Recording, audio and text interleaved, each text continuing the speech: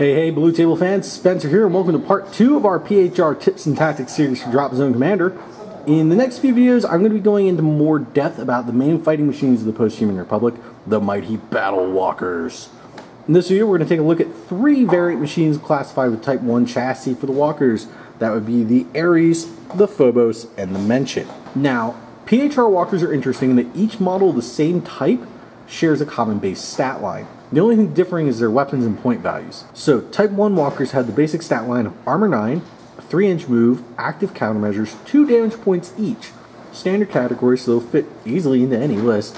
And they can be fielded in squads of 1 to 6 models with a standard coherency, and they have the Walker special rule.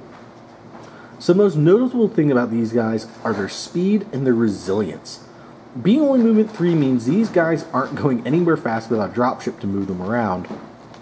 However, due to their low speed, all their weapons have a move and fire of 3, so they can go max speed and still shoot, which is nice. But like I said, the big downfall here is that other models will outmaneuver them with little to no trouble. Stuff like Shaltari and Scourge grav tanks will run circles around these things, and dropships will be able to get to safety with ease when faced against the Phobos anti-air walker. Their big advantage, though, is how friggin' hard these things are to kill. An Armor 9 and 2 damage points a model, a squad of these bad boys takes a while to whittle down, especially if there's a squad of 6 running around, or rather, trudging about.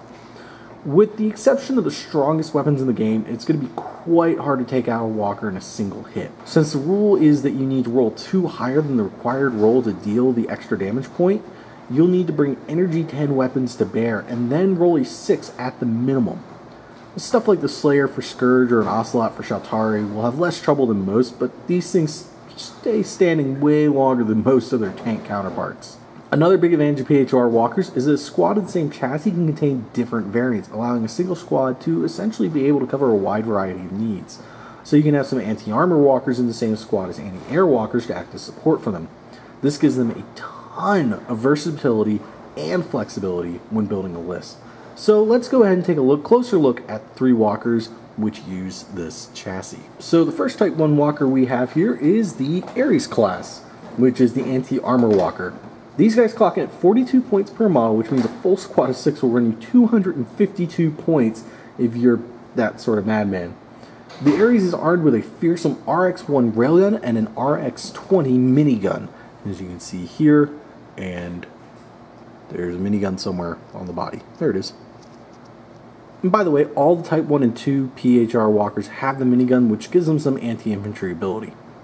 The Ares, as I said, is the anti-armor Type 1 walker, and its railgun gives it quite a punch. At Energy 11, 1 shot, 2+ accuracy, infinite free range, 24-inch countered range, move and fire 3 with front and side arcs, as well as the coaxial rule with the minigun. Coaxial, in case you're wondering, just means that both weapons have to fire in the same arc. Now, this gun packs an impressive punch at Energy 11, but does suffer from the fact that it's only 1 shot. However, a decent-sized squad of these guys can toss out a good amount of very heavy shots. Few landing units bring that sort of firepower, so being able to bring it in such an affordable package is quite the treat. The railgun also has a special rule called Scanning Array, and what this does is prevent your enemy from ever modifying the accuracy by more than +1. This means that no matter what this thing shoots at, the accuracy can never be worse than a 3+. That's huge when hunting stuff like skimmers, because it means that this thing takes less of a punishment for shooting at them. So yeah, for a dedicated anti-armor walker, this thing does the job brilliantly. And it can act as a great support squad mate for the next type of Type 1 walker. So this little guy is the Phobos anti-air walker. These guys clock in at a hefty 63 points a model, which is pretty expensive considering the next most expensive dedicated AA vehicle is only 45 points. The Phobos mounts an RX-1R rail repeater, which is the cool little triple-barreled gun there.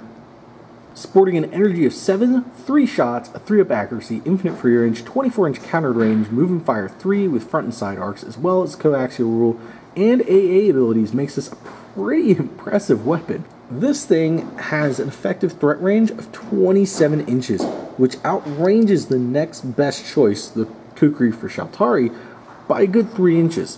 While it doesn't have as many shots as a Kukri, it does sport a higher energy and come on a much more durable vehicle. This weapon is also really good for hunting Shaltari and Scourge Grav tanks, which might otherwise be giving you trouble due to the skimmer rule. These guys lack a really hard-hitting weapon, which means heavier armored vehicles like UCM tanks will pose a real issue for them. This is countered, however, by the ability to mix walkers and squads, as well as these things having 2 damage points apiece. So to give you an idea of what I'm talking about, a good idea for running a squad of Type 1 walkers is to mix and match. So if you take a squad of 6 models, a good mixture between Ares and Phobos walkers, I would say is about 50-50. So 3 Ares and 3 Phobos will give you plenty of firepower, but at a cost of 315 points, and that doesn't count either the 2 Neptunes or a single Poseidon dropship you'll need on top of that. Generally, I'd say you want at least 2 Phoboses in a squad to provide a good coverage of AA fire. From there you can either have a separate squad of some anti-armor units, be it Ares or the Odin Type 2 walker or whatever you opt for, or you can fill out that squad with a couple of Ares. I'd say 2 or 3 would be a good idea, but that does mean you'll have a Neptune with only 1 walker in it. Generally, try to keep the numbers nice and even for the sake of not feeling like you're wasting a dropship on a single model. This way you can have your Phobos walkers to take out enemy aircraft, and at the same time you have your Ares to provide them with supporting fire should bigger enemy ground units start rolling in. The biggest disadvantage to the walkers, though, is that they can't fire to the rear arc like a tank with a turret. This means you'll have to be careful and make sure you've always got something positioned so you can cover all areas of the battlefield. Now, there is one more Type 1 walker the PHR can field, and that would be this guy. This is the Menchit. Now, this guy is a peculiar vehicle in that it is a dedicated anti-infantry walker, sporting, as it does, the RX-666 flamethrower and a Minigun Triad. So the flamethrower, which is the arm-mounted weapon, comes in at energy 4, 6 shots, 3+ accuracy, 6-inch range, whether free or countered, moving fire 3, front and side arcs, and the flame and coaxial special rules. The Minigun Triad, which is also arm-mounted and body-mounted there, has the same stats as a regular minigun, just it throws out 9 dice instead of the regular 3.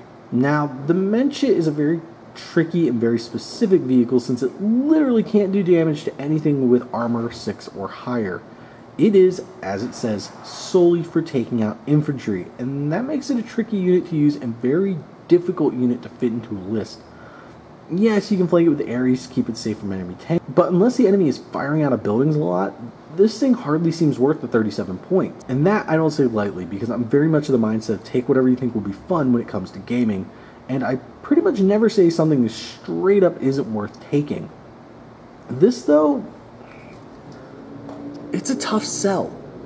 It really, really is. In a game in the open, without a lot of buildings to hide in, these guys can rule hard, but on the standard urban board, the Menchit seems almost too situational, especially when you consider that all Type 1 and 2 walkers have miniguns for shooting infantry. So those are your Type 1 walkers of the PHR.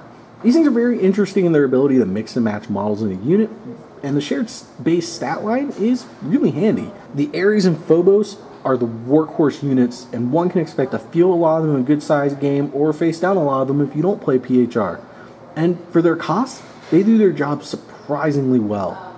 The Phobos is a bit pricey at 63 points, but its incredibly long range and sheer staying power make it well worth these points. The Menchit is really the only one I can't suggest picking up right away.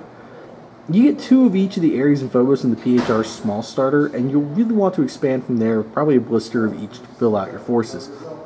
The Menchit is just too specific and too situational to really give a solid recommendation to. It can do its job with brutal efficiency if it can find its targets, but if the enemy keeps their infantry well hidden and out of its line of fire, then it essentially becomes a big 37-point target. So in short, the Ares and the Phobos are good to have.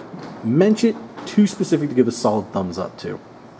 So folks, if you want a Drop Zone Commander army painted up by BTP, shoot an email over to Steve at projects@bluetablepainting.com. He'll get you quotes so we can get you an awesome looking army just like ours in no time flat. Don't forget you can also check out our store at bluetablestore.com where we have Drop Zone Commander models for sale as well as special painting deals on the bundle packages offered by Hawk Wargames. Also remember you can check us out on Facebook and Twitter by following the links below. Thanks you guys so much for watching. I hope you've enjoyed, and in the next video we'll continue on down the road of the PHR walkers by taking a look at the bigger, meaner, batter walkers built on the mighty Type 2 chassis. Thanks again for watching, and I'll see you next time.